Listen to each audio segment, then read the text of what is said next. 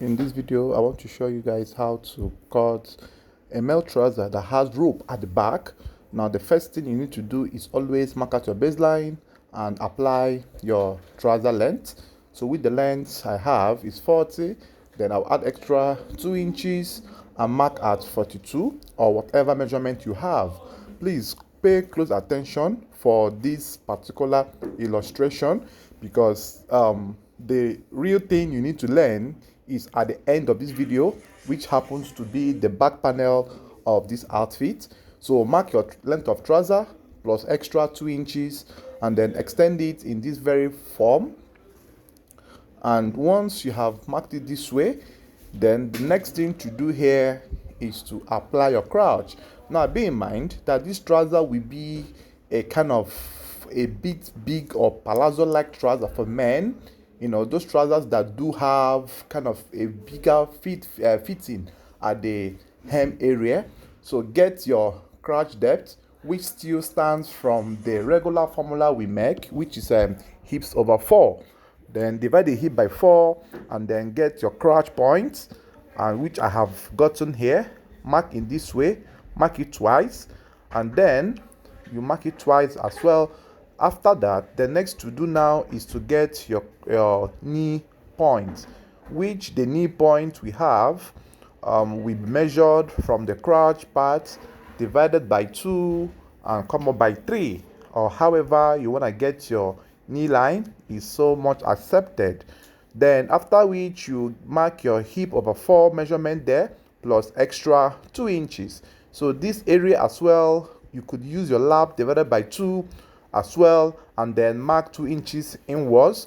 So the trick to one of the things you should understand here is that your hip over 4 plus 2 should be equal or bigger than your lap measurement divided by 2. So having said that, then you mark your hip by 4 here, and then I use my lap by 2, then coming by 2 inches there. So making sure that every part is equal, and then I will mark pocket waist measurement by 4, right? So I will mark waist by 4. I will add like extra 2 inches to the waist measurement, you know, to give room for the rope contraction or for the elastic contraction at the back, right? So I added extra 4 inches to the real waist measurement. You know, this will help you to have a room where the rope will contract at the back, because if you use the real waist over 4 to mark on the waistline, the elastic at the back will no longer be effective or useful. So after which I will divide the crouch points by 2 and come up by 3, and then that's the distance from the crouch to the hem, divide by 2, come up by 3, and then divide the other one as well to get the calf. Now in marking this type of trouser, you need to do all of this and then come in by ½ inch for the side baseline. For that, after that, you mark 1½ inch on the ankle, 1 inch on the knee point, and then you connect in this form. Then from that 1 inch, you now apply the total ankle you want to have, which I had 16. That's divided by 2 is 8. Then mark it there, add extra 1 inch and mark on the calf, and then mark your knee measurement. Bear in mind that the knee measurement is not a fitted knee measurement. It should be a free knee. If your real knee is 17, for example, add extra 2½ inch to 3 inches. It all depends on how big you want the trouser to look like or to be, right? So having known that, then after that, you now start connecting the lines with your hip curve as shown. Please bear in mind that the connection must come in this form. Place your hip curve this way and connect them accordingly. So when you connect them, you know, if you have a point where it's not corresponding, you are meant to adjust your ankle in order to, you know, make it fall in properly, because the lines must fall in accordingly. So then after this, I decided to add extra ½ inch on the calf there, on the ankle rather, you know, to make the ankle a bit bigger here so that the line that came down from the hip measurement will correspond perfectly without having a sharp bend or a sharp edge. So connect the lines in this form, connect it as well in this form.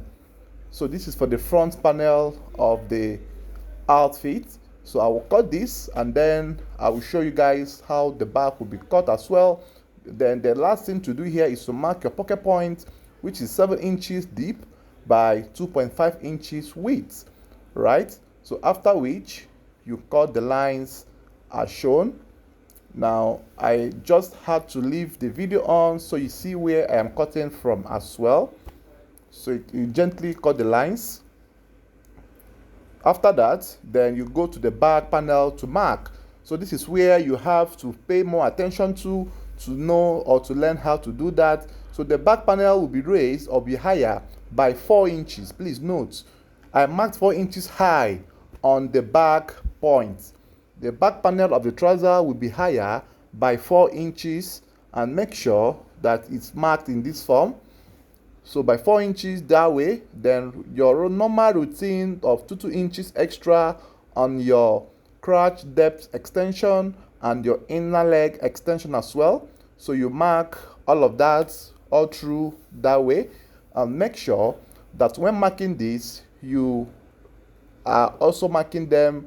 Once you have been able to mark an English trouser before or Ankara trouser before, you'll be able to do this. The new thing I did here is raising the waistline at the back by extra 4 inches instead of 2.2 inch we do raise. And bear in mind that the raising was done evenly. It was not slanted as we do on English trouser. So it will be raised by 4 inches at both ends, both from the crotch point and the pocket point area. And then retain the same connections you do on your normal regular trouser, and you connect them as shown. Please bear in mind that these things are very essential. You own them, these tools. It will help, it will guide you to have a very deep understanding of whatever you are doing. So you extend the back point as well by 2 inches and connect them as well in this form. So you will cut. So the next thing you will see will be on the gumming parts, the stitching parts, and how to make use of the 4 inches extra at the back panel to do your band at the back. So the extent of that 4 inches was for the band at the back. So you will not have to put band anymore at the back. So the band you're going to prepare will be only for the front, so which I will show you guys how to do. Please don't forget to like this video, share, comment, and also invite your friends, and don't forget to subscribe to my YouTube channel for more videos like this. Thanks for watching. See you guys in the gumming and sewing aspects of this video. Do have a lovely day ahead. Bye bye for now.